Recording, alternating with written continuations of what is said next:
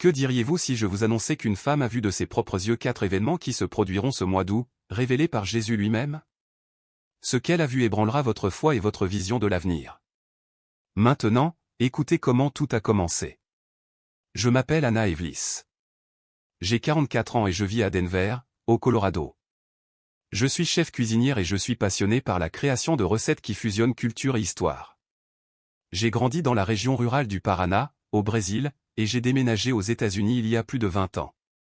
J'ai toujours travaillé dur. Dès mon plus jeune âge, j'ai appris que rien n'est facile et que la vie n'attend pas ceux qui restent immobiles. Ma routine était un marathon. Je me levais tôt, arrivais au restaurant avant l'aube, coordonnais l'équipe, gérais les fournisseurs, et sans m'en rendre compte, l'aube revenait. Mon monde tournait autour des saveurs, des délais et des clients. Au milieu de cette course effrénée, Dieu, eh bien, restait dans un coin lointain de ma vie. Je me souvenais bien des histoires que ma mère me racontait sur Jésus, mais c'était comme des souvenirs d'enfance, beaux, mais sans impact réel sur ma vie quotidienne. Parfois, en fermant le restaurant tard le soir, je me demandais ce que tout cela signifiait. J'avais du succès professionnel, un appartement confortable et je voyageais même de temps en temps. Mais au fond de moi, il y avait un vide que j'essayais de combler avec le travail et les réalisations. Je n'étais pas contre la religion, mais je ne sentais pas non plus en avoir besoin. Au fond, je pensais que la foi était réservée aux perdus et je me considérais maître de ma propre vie. Ce que je ne savais pas, c'est que cette sensation de contrôle était sur le point de s'effondrer et qu'en quelques jours, j'aurais une rencontre qui allait tout changer complètement. C'était un vendredi soir et le restaurant était bondé. L'arôme des herbes fraîches et de la sauce réduite imprégnait l'air tandis que les poêles grésillaient et que le son des commandes résonnait dans la cuisine. J'étais en plein service, les mains brûlantes à force de manipuler les poêles chaudes, quand je sentis une étrange pression dans la poitrine. Ce n'était pas seulement de la fatigue, c'était comme si quelque chose m'écrasait de l'intérieur. J'ai essayé de l'ignorer. La dernière chose que je voulais, c'était d'inquiéter l'équipe. J'ai respiré profondément, me suis lavé les mains et continué à couper des légumes. Mais la douleur a commencé à me monter à l'épaule et à la mâchoire. De violents vertiges m'ont forcé à m'appuyer sur le comptoir. Un des cuisiniers, sentant que quelque chose n'allait pas, m'a demandé si j'allais bien. J'étais sur le point de répondre, mais les mots ne sortaient plus. Tout est devenu flou. Le son suivant dont je me souviens fut celui de quelqu'un criant au 911. J'ai entendu des casseroles et des poêles tomber au sol et j'ai senti des mains essayer de me faire descendre sur le sol de la cuisine. À partir de ce moment-là, tout est devenu lointain. En chemin vers l'hôpital, dans l'ambulance, j'ai entendu le bip rapide du moniteur cardiaque, puis le silence. Plus tard, j'ai appris que mon cœur s'était complètement arrêté. Ce fut 7 minutes et 52 secondes sans battement de cœur. Selon le rapport médical, pour l'équipe d'urgence, je n'étais qu'une patiente de plus en état critique, mais pour moi, ce fut le début de quelque chose d'indescriptible. Le silence après le dernier son du moniteur fut absolu. Ce n'était pas l'obscurité, comme on pourrait l'imaginer. C'était comme si tout le poids de mon corps avait disparu et que j'étais suspendu, libre, mais consciente de chaque détail autour de moi. Peu à peu, une faible lumière commença à m'envelopper. Elle ne venait pas d'en haut ni d'un point spécifique. Elle semblait émaner de partout, me réchauffant, mais sans me brûler. En m'habituant à la lumière, je réalisais que j'étais dans un lieu différent de tout ce que j'avais vu sur Terre, un vaste jardin avec des fleurs aux couleurs si éclatantes qu'elles semblaient émettre leur propre éclat. L'air avait un doux parfum qui m'apportait une paix instantanée. Le son était comme de la musique, mais sans instrument. C'était comme si la pièce elle-même chantait. C'est alors que je le vis. Un homme marchait vers moi d'un pas ferme mais doux.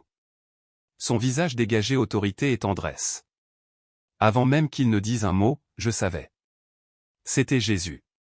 Non pas parce que quelqu'un me l'avait dit, mais parce que je l'avais pleinement reconnu.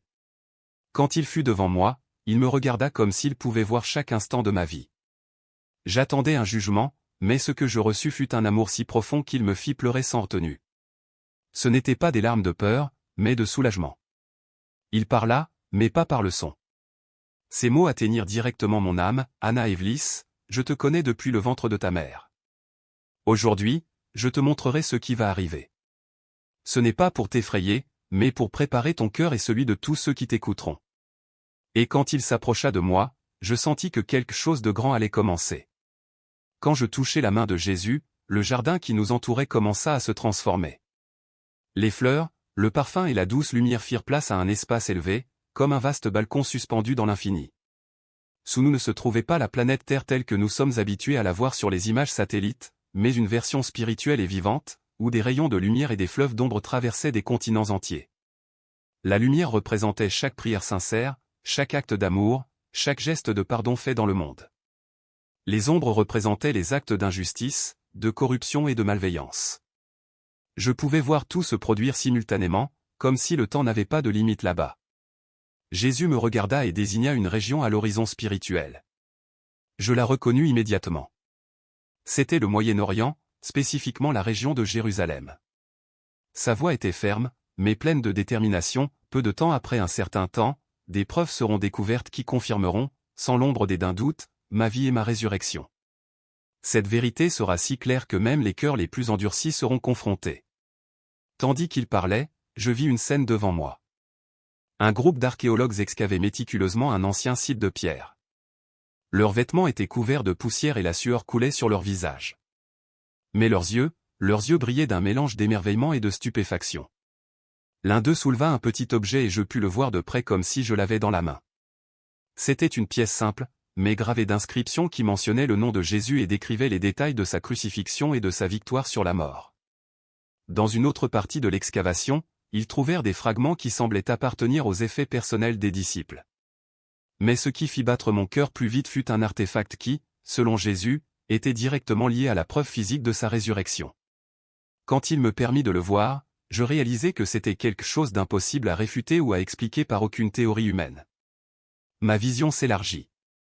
Je vis des journaux, des chaînes de télévision et des plateformes en ligne tentant par tous les moyens de discréditer la découverte.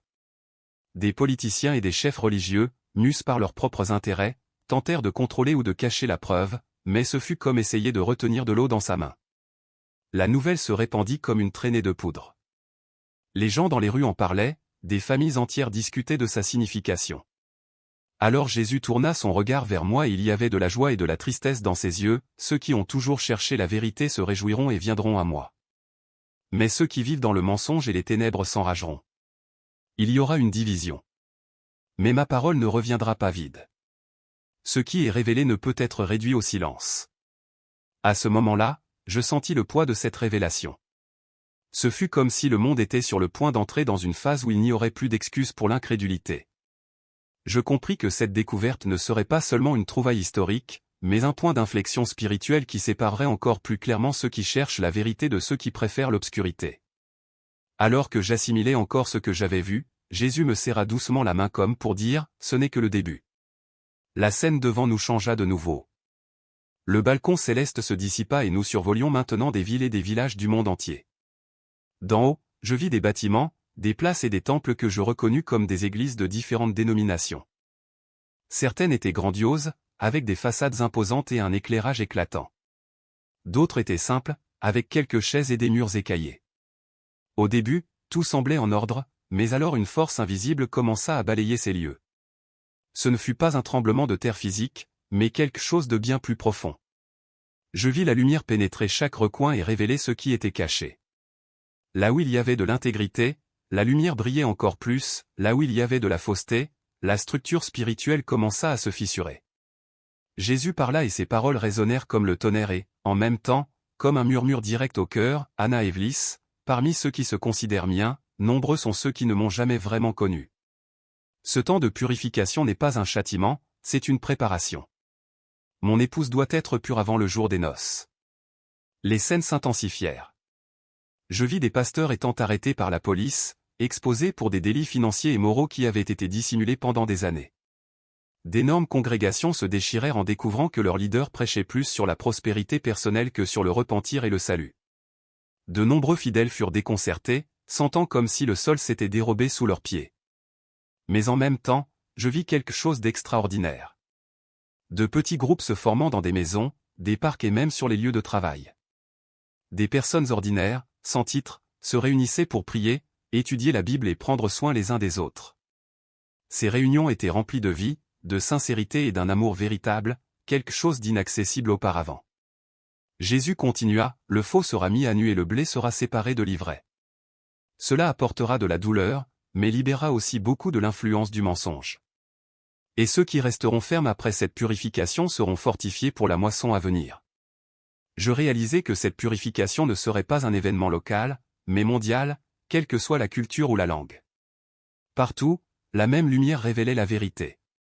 Ce fut douloureux à observer car je vis des larmes, de la confusion et même de la colère, mais je vis aussi des visages illuminés par une nouvelle espérance, comme si enfin ils respiraient un air frais après des années dans des environnements étouffants. Alors que j'observais, je réalisais que cette secousse n'affecterait pas seulement les dirigeants, mais aussi les membres. Tous seraient confrontés à la question de savoir où résidait réellement leur foi, dans les personnes ou en Christ. Et Jésus, me regardant fixement dans les yeux, conclut, après cela, ce qui restera debout sera inébranlable. À mesure que le second événement se déroulait sous mes yeux, je sentis que mon environnement changeait radicalement. La surface de la Terre disparut sous mes pieds et je réalisais que nous flottions maintenant dans l'espace. Je pouvais voir des étoiles et des planètes lointaines, mais il y avait quelque chose de différent dans l'air, comme si tout le cosmos attendait un moment précis. Soudain, Jésus désigna un point lointain dans l'obscurité. C'était quelque chose qui se déplaçait lentement vers nous. Ce n'était ni une comète ni un astéroïde. Sa forme semblait faite de lumière pure, pulsant dans des tons dorés et blancs, avec une intensité qui transmettait la vie. Chaque pulsation semblait porter un message silencieux que mon âme comprenait sans mots, je viens avec un but. En s'approchant de la terre, Jésus dit, c'est le messager de lumière. Au moment juste, il s'interposera entre la terre et le soleil, et pendant 3h33, la lumière que vous connaissez se transformera. Cette lumière ne sera pas seulement physique, mais spirituelle. Elle révélera ce qui se cache au plus profond de chaque cœur. La scène progressa. Je vis le messager de lumière s'aligner avec le soleil et, à cet instant, l'éclat sur la terre changea complètement. Ce n'était plus le jaune commun de la lumière solaire, mais un blanc intense avec une légère nuance dorée, comme si chaque rayon était pur et incorruptible. Cette lumière semblait pénétrer non seulement les murs, mais aussi les âmes des personnes. J'observais que dans plusieurs parties du monde, les gens s'agenouillaient spontanément, pleurant, louant et demandant pardon. Les enfants, en particulier, semblaient recevoir des dons spirituels naturellement. Je vis des enfants prier pour les malades, qui guérissaient instantanément. Je vis des adolescents recevoir des paroles de sagesse et de réconfort qui émurent les adultes qui les entouraient. Mais la lumière n'eut pas le même effet sur tous. Je vis d'autres personnes se tordre d'inconfort, se couvrant les yeux, cherchant refuge dans des lieux obscurs. Certains subirent des accès de colère, comme si la lumière était insupportable. D'autres tombèrent malades subitement, non par une action physique, mais comme réaction à la confrontation directe avec la présence divine reflétée dans cette lumière. Jésus, à mes côtés, observait avec une expression de profonde gravité, « Cette lumière te séparera, Anna Evlis, non par les titres ou les apparences, mais par le cœur. Ceux qui m'aiment seront fortifiés, ceux qui me rejettent seront exposés. Il n'y aura pas de dissimulation. » Tandis qu'il parlait, je vis des chefs religieux et politiques considérés comme droits révéler leurs intentions cachées, et des personnes anonymes, invisibles aux yeux du monde, être exaltés devant tous comme des serviteurs fidèles. La lumière fut un diviseur définitif, comme si à partir de ce moment-là, il n'y aurait plus de place pour l'indécision spirituelle. Lorsque le messager de lumière eut accompli son temps et s'éloigna lentement, la sensation qui resta ne fut pas celle de la normalité. C'était comme si la planète avait fait un pas irréversible vers sa destinée. Alors Jésus se tourna vers moi et me dit d'une voix douce mais urgente, « Ce qui vient après sera le plus grand mouvement que le monde n'ait jamais vu et le dernier avant la grande moisson. » Alors que l'éclat du messager de lumière commençait à s'estomper dans l'espace, je pensais que la vision était terminée, mais Jésus me tenait toujours la main et avec un regard ferme, il dit, « Anna Evlis, maintenant je vais te montrer quelque chose qui changera l'histoire avant que cette ère ne se termine. » Le paysage autour de nous changea une fois de plus. Nous étions maintenant sur une haute colline et de là, je pouvais voir des villes entières. D'abord quelques-unes aux États-Unis, puis d'autres à travers le monde. Mais ce n'était pas la vue habituelle de ces villes. Sur chaque rue, chaque maison, chaque bâtiment, il y avait une superposition spirituelle, comme si je pouvais voir deux réalités à la fois, la physique et l'éternel. Soudain, je vis quelque chose se produire simultanément dans différentes parties du monde. Des personnes ordinaires qui n'avaient jamais été à l'église ni entendu parler de Jésus se sentirent submergées par une présence si intense qu'elles tombèrent à genoux, pleurant, se repentant et confessant leurs péchés. Il n'y avait ni prédicateur, ni scène, ni caméra. C'était Jésus visitant directement chaque cœur préparé. Une nuit, je vis un cadre japonais travaillant seul dans son bureau. La pièce était éclairée par une lumière tamisée et il commença à pleurer, répétant ces mots, « Tu es réel. Tu es réel. » Je vis une femme musulmane en prière silencieuse dans son appartement au Moyen-Orient, quand soudain Jésus apparut devant elle, l'appelant par son nom et lui révélant son amour. Je vis un enseignant en Inde lisant des textes anciens jusqu'à ce que les mots sur la page commencèrent à briller et qu'une voix lui parla au cœur, « Je suis la vérité que tu cherches. » Non seulement les chrétiens vécurent cela. Je vis des pasteurs qui avaient prêché mécaniquement pendant des années tomber soudainement à genoux dans leur salle d'études, pleurant avec un profond repentir. Je vis des églises froides s'enflammer d'un amour renouvelé pour la présence de Dieu. Jésus m'expliqua, c'est le dernier appel avant que la tempête n'arrive. Il ne sera pas organisé par des hommes ni ne dépendra de dénomination. J'appellerai tous ceux qui sont prêts à m'écouter. Alors que j'observais, je réalisais la rapidité avec laquelle tout se produisait. Ce fut instantané. En quelques heures, des familles entières furent restaurées. Des mariages au bord du divorce retrouvèrent l'espoir et des communautés auparavant divisées s'unirent comme des frères. Même des conflits historiques entre peuples commencèrent à disparaître à mesure que les cœurs se rendaient à l'amour du Christ. Mais je vis aussi de la résistance. Des chefs religieux, se sentant menacés, commencèrent à critiquer publiquement ce mouvement, le qualifiant d'illusoire ou d'hérétique. Les gouvernements de certains pays tentèrent de faire taire les témoignages, emprisonnant ceux qui osaient parler de leurs expériences. Et Satan, réalisant qu'il lui restait peu de temps, envoya de faux signes pour confondre et tromper. Alors Jésus me dit quelque chose qui se grava profondément dans mon âme, mes vrais disciples discerneront ce qui vient de moi. Là où il y a un repentir sincère, de l'humilité et de l'amour, là je serai. Là où il y a de l'orgueil, de la division et la recherche de gloire personnelle, ce n'est pas mon esprit. L'intensité de cette vision me coupa le souffle. Je savais que j'étais confronté à quelque chose qui changerait pour toujours l'histoire de l'humanité. Ce dernier appel n'était pas seulement une invitation, mais un jalon. Après elle, plus rien ne serait pareil. À mesure que l'intensité du quatrième événement diminuait, je notais que Jésus ne me quittait pas des yeux. Son expression était sérieuse, mais il y avait de la tendresse dans chaque détail de son visage. Alors il dit, « Anna Evlis, tout ce que je t'ai montré jusqu'à présent est réel et se produira, mais j'ai besoin que tu comprennes une chose, quand mon esprit se manifeste de cette manière, l'ennemi essaiera aussi de l'imiter. Beaucoup seront trompés par des signes qui ne viennent pas du ciel. » Tandis qu'il parlait, la vision que nous avions devant nous changea. Je vis deux scénarios qui se déroulaient l'un à côté de l'autre. Dans le premier, les personnes furent touchées par la puissance de Dieu avec une telle pureté que le repentir coula naturellement, accompagné d'humilité, de réconciliation et d'un amour profond. Dans le second, des événements qui à première vue semblaient similaires, des foules rassemblées, des manifestations spirituelles, des discours passionnés, mais quelque chose ne cadrait pas. Dans ceux-ci, je vis des regards vaniteux, des divisions croissantes, des leaders qui cherchaient leur propre gloire au lieu de celle du Christ. Jésus désigna la première scène et dit, « Le fruit de mon œuvre sera toujours le repentir, l'humilité et l'amour. Partout où il y a pardon, restauration et compassion, je serai au centre. » Puis il désigna le second et sa voix prit un ton d'avertissement, « Mais là où l'orgueil surgit, là où il y a une recherche de pouvoir et de progrès personnel, cela ne vient pas de moi. Même si des miracles apparents se produisent, si l'attention est centrée sur le messager et non sur le message, c'est une tromperie. Je vis aussi des personnes ordinaires, sans titre ni ministère reconnu, discernant clairement le vrai du faux. Elles ne se laissaient pas emporter par les apparences ou les émotions, mais reconnaissaient la voix de Jésus comme des brebis qui connaissent leur berger. Jésus s'approcha de moi et me posa la main sur l'épaule. Sa voix s'adoucit, mais restait empreinte d'urgence, ce discernement sera vital dans les jours à venir. Tout ce qui brille ne vient pas de la lumière et tout miracle ne vient pas de moi. Enseigne-leur ceci quand tu reviendras, afin que mon peuple ne soit pas emporté par des vents de doctrine, ni ne se laisse tromper par des signes trompeurs. À chaque mot, je sentais le poids de la responsabilité. Ce n'était pas seulement un avertissement pour moi, mais un message qui devait être transmis.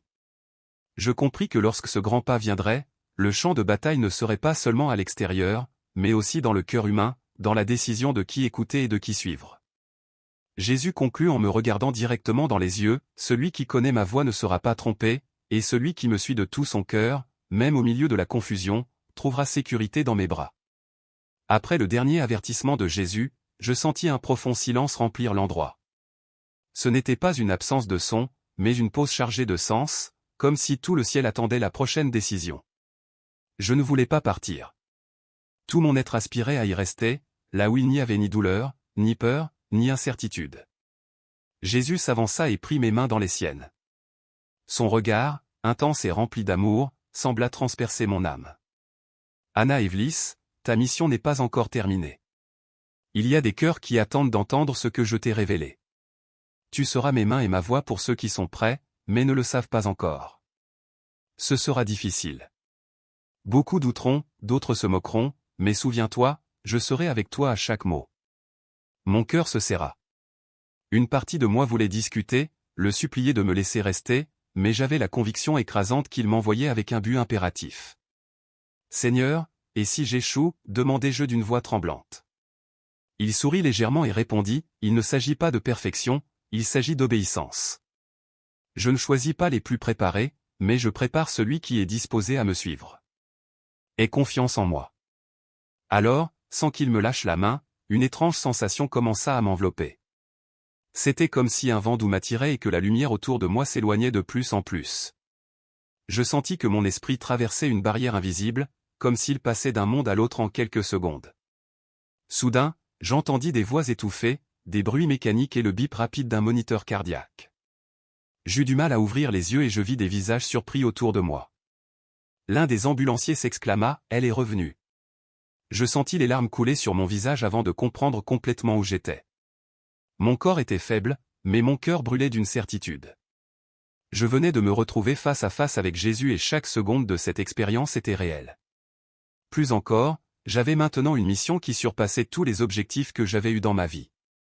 Pendant que les médecins me stabilisaient, une pensée se répétait en moi, comme si c'était la voix du Christ lui-même résonnant, « Ce que je t'ai montré, tu dois le partager. Il est temps de préparer vos cœurs. » Après cette nuit-là, rien en moi ne fut plus pareil. J'ai passé des jours à l'hôpital à récupérer mes forces physiques, mais mon esprit et mon âme étaient déjà à un autre rythme. Bien que les médecins m'aient expliqué que j'avais eu la chance de revenir à la vie après presque 8 minutes de mort clinique, je savais que ce n'était pas de la chance, c'était un but. Après ma sortie, je suis retourné à mon appartement à Denver, mais la routine qui me consumait auparavant ne pesait plus sur moi. La cuisine du restaurant, qui pendant des années avait été mon univers entier, n'était maintenant qu'une toile de fond pour quelque chose de bien plus grand.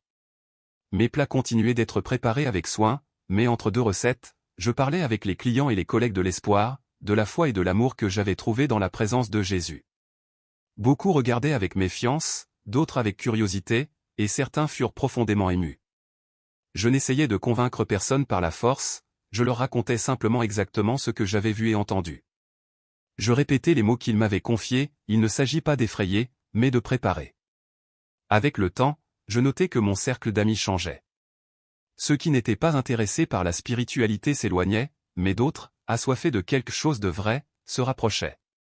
Et dans ces conversations, à chaque histoire, je retrouvais cette douce présence que j'avais trouvée dans le jardin céleste, comme si elle me confirmait que j'étais sur la bonne voie. Je commençais à noter chaque détail des révélations que je recevais, la découverte incontestable de sa vie et de sa résurrection, la purification globale de l'Église, le signe céleste qui révélera les cœurs et l'appel final qui atteindra toutes les nations. Ces notes devinrent un engagement quotidien, non pas pour générer de la peur, mais pour me rappeler que le temps est court et que ma mission n'est pas d'accumuler des succès terrestres, mais de semer des graines éternelles. Aujourd'hui, chaque aube me rappelle que je vis sur du temps emprunté et que chaque rencontre, chaque mot, chaque opportunité pourrait être le moment où quelqu'un s'éveille à la vérité. Je n'ai pas toutes les réponses. Je ne connais ni le jour ni l'heure de tout ce qu'il m'a montré, mais je sais une chose, il reviendra et il veut que nous soyons préparés. Je porte en moi la conviction que Jésus a mise dans mon cœur avant de me renvoyer, parle, même s'il rit, témoigne, même s'il doute, car ma voix appelle déjà et les miens reconnaîtront le son.